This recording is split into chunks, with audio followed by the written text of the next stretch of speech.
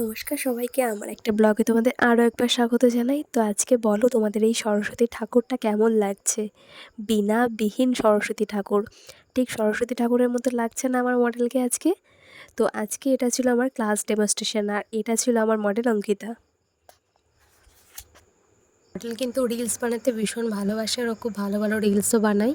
তো তোমরা নিশ্চয়ই গেস করতে পারছো যে এটাও কোন গানে রিলস করছে। খুব ভীষণ ট্রেন্ডিং একটা সং, এটা তোমরা জানো।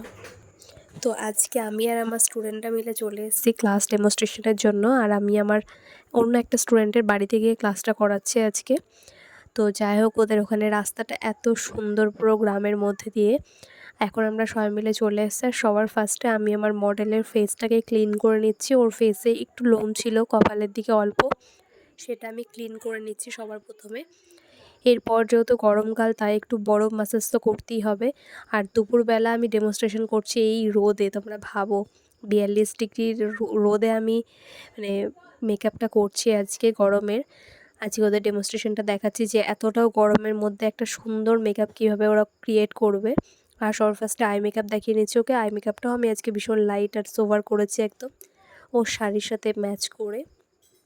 তো এরপর তোমরা দেখে নাও পুরো মেকআপটা কেমন লাগলো, অবশ্যই আমাকে কমেন্ট করে জানিও আমার কাজ তোমাদের কেমন লাগলো। আমার কাজ যদি তোমাদের ভালো লাগে অবশ্যই আমার সাথে কন্ট্যাক্ট করতে পারো। আর আমি অনেক কম প্রাইস থেকেই মেকআপ করাই। তো তোমরা যাদের বাজেটের প্রবলেম বা কম টাকায় সাজার ইচ্ছা আছে কিন্তু বেশি টাকার জন্য সাজতে পারো না, তো তারা অবশ্যই আমার সাথে কন্ট্যাক্ট করো। আর তো চলো, আমি আমার স্টুডেন্টদের দেখাচ্ছিলাম কোন কোন প্রোডাক্ট দিয়ে কীভাবে মেকআপ করবে। তো তোমরা পুরো মেকআপটা দেখতে থাকো। আর আমার গলার অবস্থা শুনে বুঝতেই পারছো যে আমার শরীর এখনও অনেকটা খারাপ, বাট তার মধ্যেও আমাকে ভিডিওগুলো করতে হচ্ছে। তো যাই হোক, পুরো ভিডিওটা দেখতে থাকো, আর কেমন লাগলো আমার কাজ তোমরা অবশ্যই জানাবে।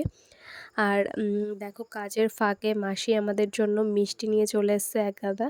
আমি তো মিষ্টি খুব একটা খাই না, আর আমি খাইও নি। এখানে মডেলকে মিষ্টি খাওয়ানো হচ্ছে। আর মডেলের বেস মেকআপ কমপ্লিট, আর শাড়িও পরিয়ে নেওয়া হয়ে গেছে। এরপর আমি হেয়ারস্টাইলটা করে নিচ্ছি।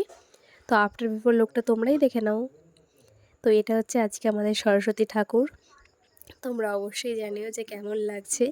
আর সরস্বতী ঠাকুর কেন বললাম, তোমরা নিজেরাই দেখে নাও যে ওকে আজকে সরস্বতী ঠাকুরের মতো লাগছে কি না।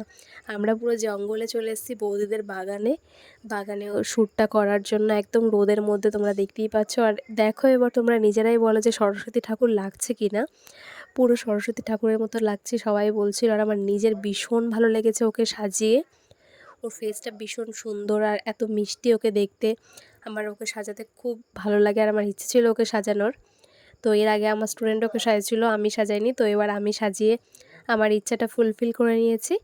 তো আমার কাজ কেমন লাগলো তোমরা অবশ্যই কমেন্ট করে জানিও। তো চলো দেখে নাও কিছু সিনেমাটিক শট।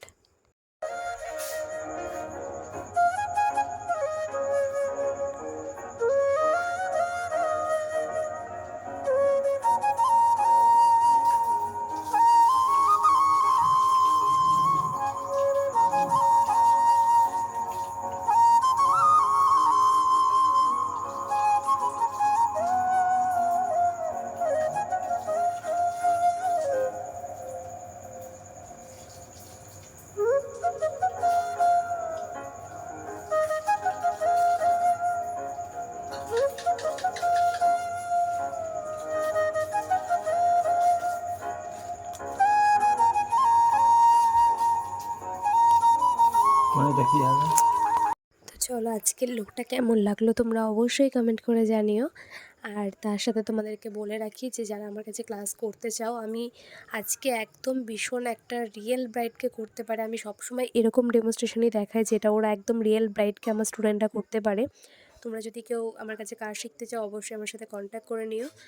আর আমি সবসময় ওদেরকে একটা জিনিস, দেখো তোমরা, এত রোদে গরমে দুপুরবেলা আমি পুরো 2:30টার সময় ফটোশ্যুট করছি, তখন ওর মেকআপটা কত সুন্দরভাবে আছে দেখো। আর চলো এবার একটু খাওয়া দাওয়া করে নেওয়া যাক। আর খাওয়া দাওয়া করে যেহেতু মাসির বাড়িতে এসেছি, দেখো এখানে এতগুলো মন্দির আছে, খুব সুন্দর। তোমরা রোদটা দেখে বুঝতে পারছো যে কেউ নেই বাইরে। এখানে আমি, আমার স্টুডেন্টরা সবাই মিলে চলে এসছে। আরও স্টুডেন্ট ছিল, ও ক্যামেরাতে আসেনি। তো যাই হোক, আরও কিছু শট দেখে না।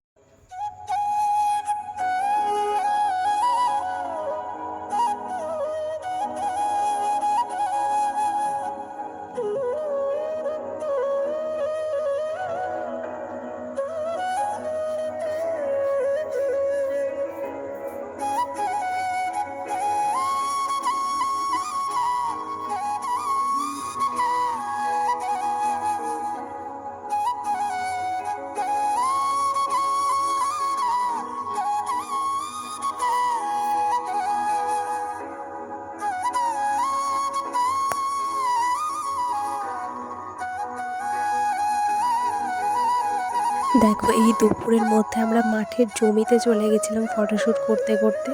আর তার সাথে গ্রামের হাঁস মুরগির ডাক সব কিছুই আছে, তোমরা দেখো একবার। মানে গ্রামের সবাই দেখছিল ওকে ঘুরে ঘুরে যে মানে এরকম একটা সরস্বতী কোথা থেকে চলে এলো এই দুপুরবেলায়। আর আমার মডেল এখানে রিলস করতে ব্যস্ত, রিলস বানাতে ভীষণ ভালোবাসার। এই গাছটা দেখো এত সুন্দর লাগছিল, ফুলে ভরে ছিল গাছটা, মানে ভীষণ ভীষণ সুন্দর লাগছিলো এই গাছটা, তাই আমি ক্যাপচার না করে থাকতে পারলাম না।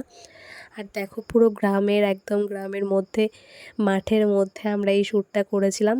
আর এটা কোনো শ্যুট ছিল না, এটা পুরোটাই আমার ফোনে তোলা ছিল। মানে কোনো বড় ক্যামেরাম্যান দিয়ে আমি কখনো ফটো তোলাই না, আর কোনো এডিটও থাকে না আমার ফোনে, আমার সমস্ত কিছু আমার মোবাইলে তোলা।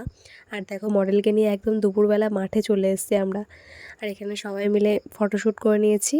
তো অনেকটা দেরি হয়ে গেছে, এবার বাড়ি যাবো, অনেকটা দূর যেতে হবে আমাদের সবাইকে। তো চলো 3টে সাড়ে 3টে বেজে গেছে ফটোশ্যুট করতে করতে। অন্য একটা ব্লগে দেখা হবে। আমার কাজ ভালো লাগলে অবশ্যই একটা লাইক করো।